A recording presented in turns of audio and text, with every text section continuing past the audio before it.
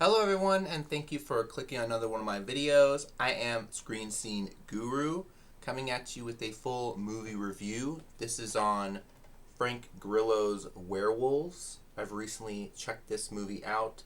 This was a 2024 release. This was a rated R film about a supermoon creating the contagion that was werewolves to be released on the world. This was sort of a pandemic film.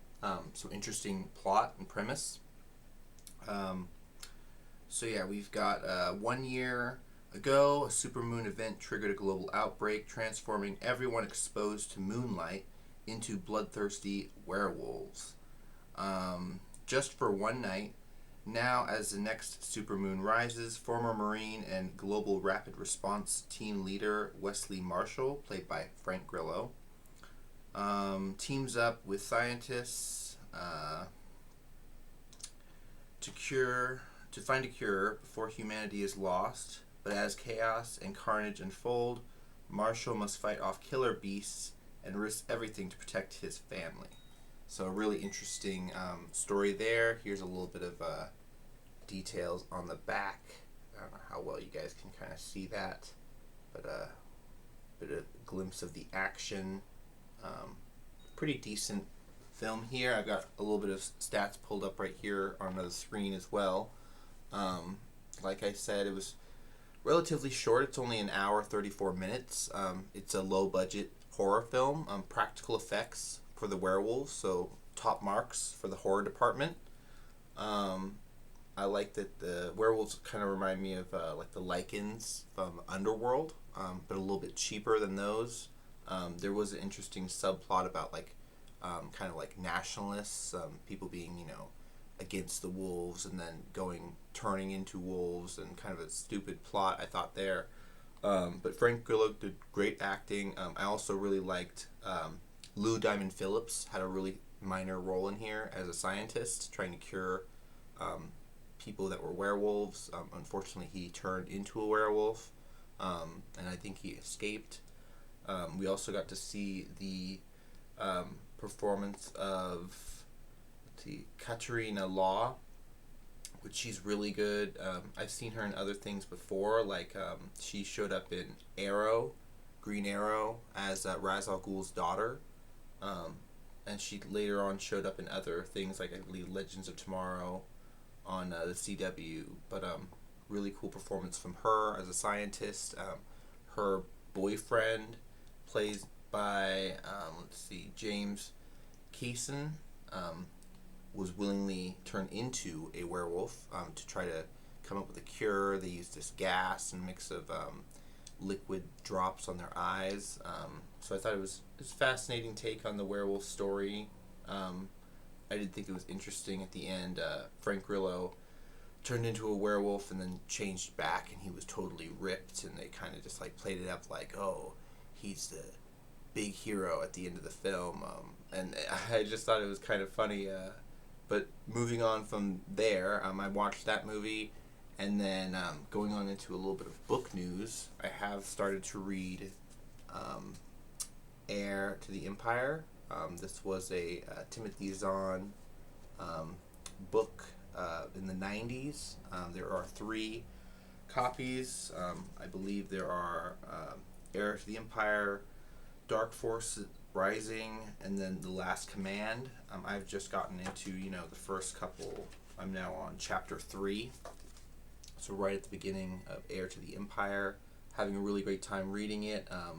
Figuring out about Luke and his journey through the Force. Talking about how Uncle Ben, Obi-Wan, his spirit has now moved on beyond his reach.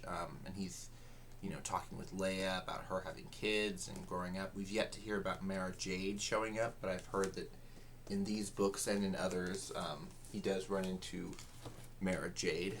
So we're really looking forward to diving on into that side of canon. I guess Legends books that are now being adapted into canon with Dave Filoni's new Mandalorian and Grogu film, and other projects as well. They're talking about doing a solo Luke Skywalker series as well. We're not sure if we're going to get a big time actor for that, like Sebastian Stan or what, But speaking of big time actors, I do have a major story coming. This is breaking from the trades.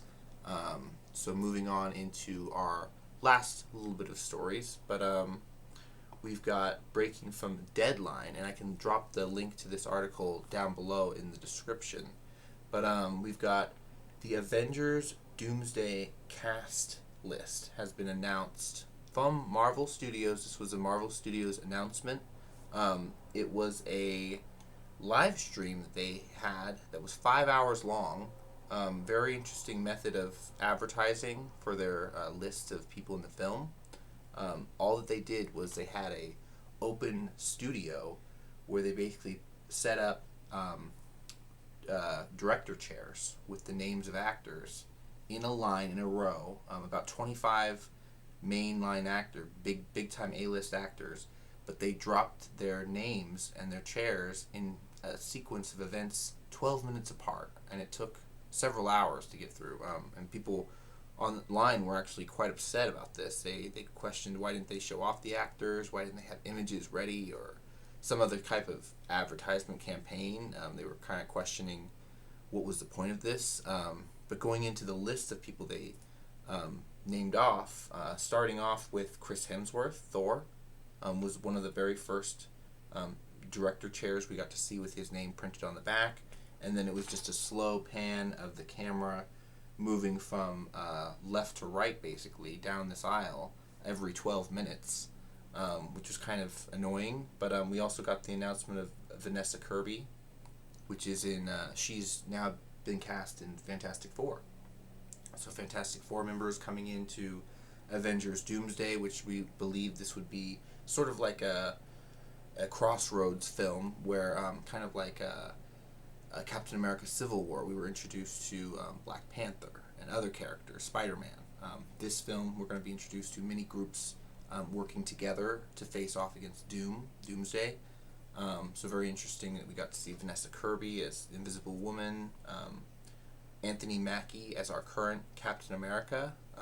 So that's interesting to include him. We've also got Ant-Man that was introduced, Paul Rudd, Florence Pugh, which is our current Black Widow, Wyatt Russell, our U.S. agent. So a lot of people from current films that we're going to be getting this year as well, like Thunderbolts. So this is kind of assuring fans that nothing is going to happen to them in Thunderbolts because they're going to be in Avengers Doomsday, which is kind of interesting. We've got the return of, Namor, the actor that played Namor from Black Panther, Wakanda Forever is returning. We've also got Simu Liu from Shang-Chi returning. Sebastian Stan, which is the Winter Soldier, now turned into the White Wolf. Letitia Wright, which is our female Black Panther, is returning for Doomsday. So that's really cool to see. We've got Ebon Moss-Backrack, who is Ben, or The Thing in Fantastic Four. So another Fantastic Four member. Interesting choice for them to bring back X-Men characters. Now we're going into early 2000s X-Men. Fox, 20th Century Fox Studios X-Men with Kelsey Grammer, who just recently had a cameo in the Marvels. So they are planning on bringing in the X-Men to this crossover event, but interesting to see who they're choosing to bring out. Like I said, Kelsey Grammer. We've got the introduction of Lewis Pullman, who is going to be our Sentry in Thunderbolts. So the main villain in that is going to surprise us again in this role. We got Danny Ramirez, who plays the new Falcon in the new Captain America Brave New World, returning. We've got Joseph Quinn, who's our Human Torch in Fantastic Four. Then David Harbour, Red Guardian, returning. Another interesting pick, this is from the Black Panther universe. We've got Winston Duke, who plays M'Baku, is returning. I think that's very interesting to see him reprise his role, maybe to help out Letitia Wright's Shuri, her Black Panther. Then we've got Ghost from Ant-Man 2 is returning. Looks like they're using her a lot more, even in the Thunderbolts film. And then one of the most interesting choices too is Tom Hiddleston, Loki, is returning for Doomsday. A lot of people think that there's going to be some tilations to Doom absorbing the different timelines that Loki is currently protecting and watching over, and that's how we'll get God Emperor Doom. Or perhaps they'll change the comic and do something else, but a lot of people are speculating Loki's going to have something to do with Doom showing up and arriving in our universe.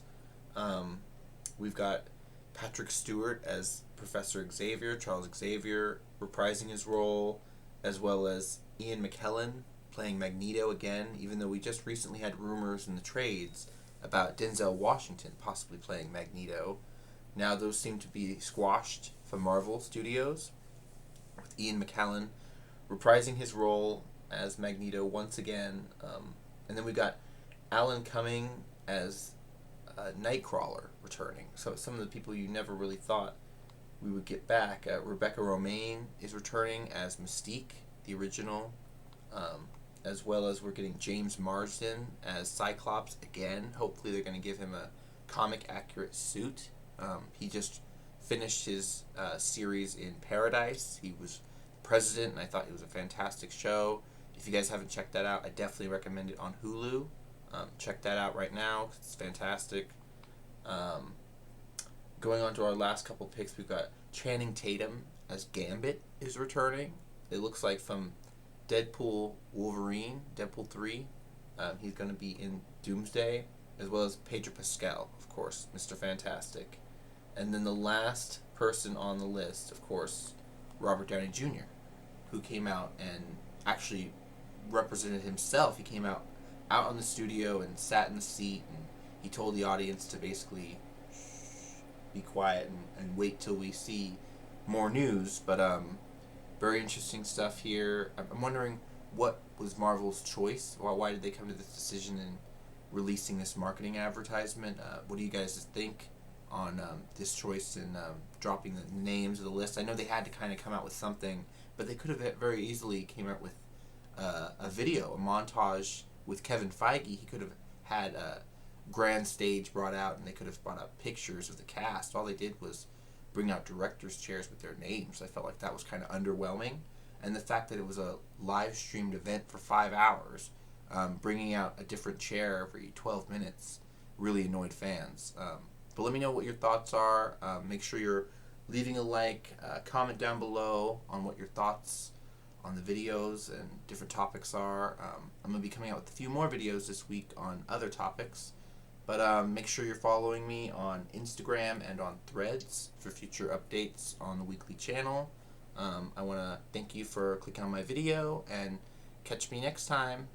Bye-bye.